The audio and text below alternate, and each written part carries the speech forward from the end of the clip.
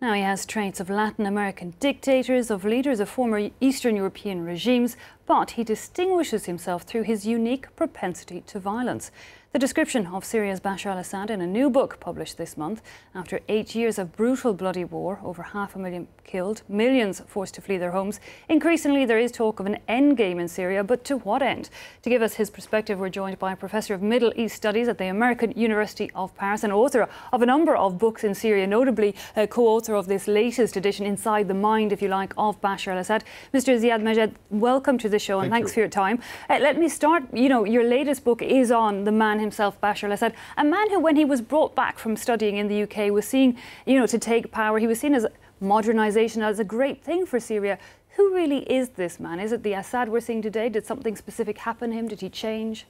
In fact, the idea of this book that I co-authored with Farouk Mardambek and Subhi Hadidi, two of them are Syrian citizens and French, is exactly to deal with this idea because the promotion of Bashar al Assad in the West in general was about this modernizing young president, while in fact he is the son of his father in a way, the father who built a system of repression, a system of violence, a system aiming at controlling Syria and imposing a dynasty, the Assad dynasty. So Bashar did modernize the image, allowed some internet. They speak about modernization of the economy. In fact, it was a liberalization of the economy, a privatization of part of the public sector that mainly his cousin and people, once again, within the family bought and were capable of making fortune out of it. So he's not the modernizer that was promoted. We constructed that image in some Western circles about him. He is the one who will keep the system. And we see since 2011 that this system of violence is operating in a way that is leading to the death of hundreds of thousands of people and torturing tens of thousands in jails. But give us just an idea, because indeed in 2011 you saw that popular uprising, if you like, people risking their lives to go onto the street. So give us an idea of what kind of Syria had Bashar al-Assad created then. Syria has been since 1970 a state with one party. It's a one-party system with a state of emergency. No political parties are allowed to be created. Public meetings are not tolerated. The freedom of expression, of course, is not there. And in '82, Syria already witnessed a massacre in the city of Hama, where more than 20,000 civilians were killed. Tens of thousands of Syrian intellectuals and opponents spent years in the jails of Assad's father. And under Assad's son, we always forget that in 2001 and in 2005 and 6, there were intellectuals once again arrested and imprisoned for years.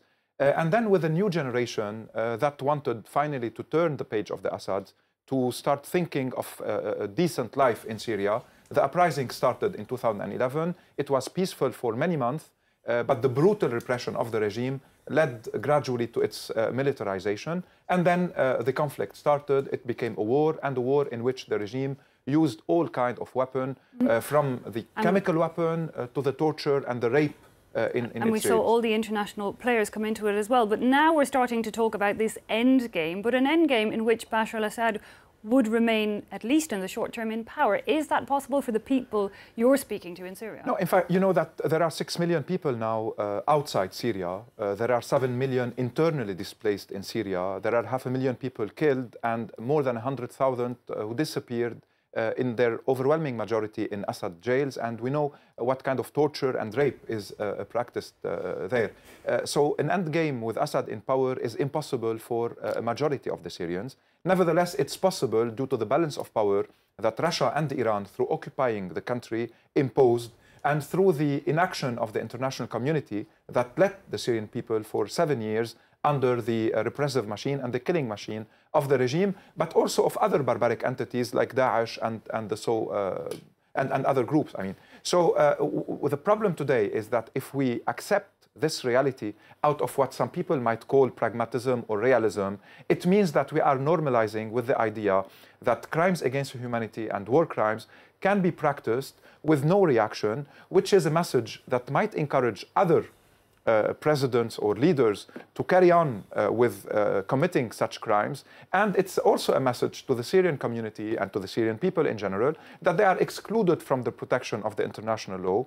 And what better for terrorism and for nihilism than these kind of messages to recruit and to build on their injustice and on their approach. So really those international players, in your opinion, have to step up to the plate now and manage in a way what happens to Syria's futures. But you have often criticised the lack of reaction from the international community. And do you have a theory as to why there was that lack of reaction compared to other countries? Yeah, I think there were lots of circumstances that led to that. From one side, there was the experience of Iraq and Libya, in which the United States and Europeans intervened, and the result, we know, were dramatic, were tragic after that.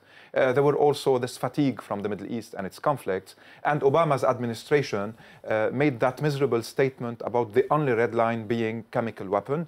So it meant, in a way, that other ways of killing the Syrians were accepted, and even when the chemical weapon were used, no firm reaction took place, which allowed Assad to show that he has more impunity, that he can kill the Syrians the way he wanted, and that was a message to them that I'm your master forever. And this is part of the slogans, in fact, of the Assad and of its propaganda.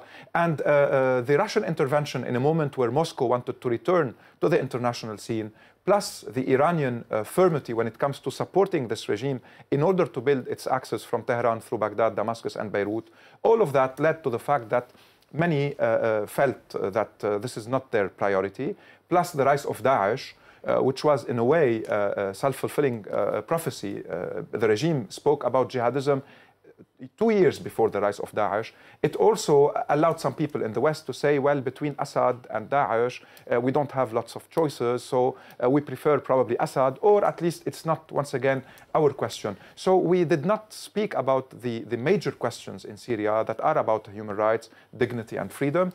And the international community remained through the Security Council as well, where Russia, we should remember, used the veto 11 times, remained incapable of acting. But you mentioned there, you know, it became a question of the lesser of two evils. Was it ISIS or Daesh, as it's also called, or Assad? And, you know, the people you speak to, the people you've researched with for this book in Syria, today, where do you think they stand on this issue? Like, even in the short term, Well, first, the choice was never truly between Assad and the jihadists. This is the Assad rhetoric, while the majority of the Syrians are neither pro-Assad nor, of course, pro-jihadist. They were for a Syria, a peaceful one, with some form of democracy, but will with they some accept institutions. Assad basically in the short term, is my question. They did not have that choice because they think that due to Assad, Daesh is there.